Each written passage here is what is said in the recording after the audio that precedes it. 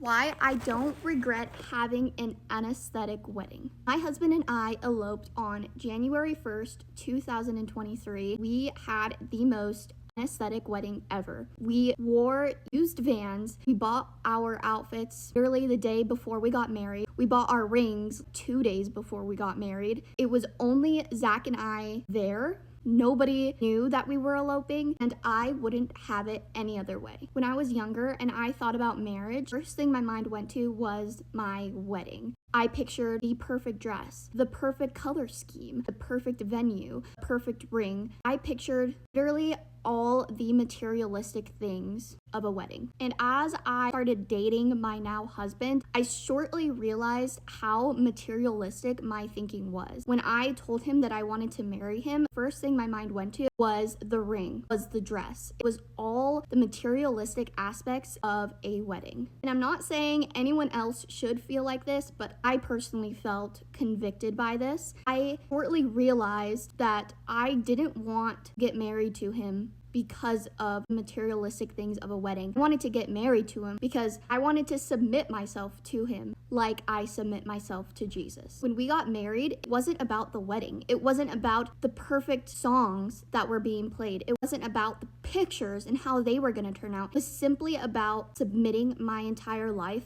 to my husband. I didn't have all of the materialistic distractions like I would have if I had a standard wedding. I love that we got married this way because the beginning of our marriage started out authentic. It started out genuine. It started out in the most raw way without materialistic distractions. Not saying anyone should feel like this. I'm not saying that it's bad for other people to be excited about dress shopping. This is just how I felt. So if you are nervous that you might get married and you might not have enough money to have an aesthetic wedding, trust me, it was so much better than having a super aesthetic wedding. Eloping in the most unaesthetic way was a million times more special than having a super gorgeous aesthetic wedding, in my opinion.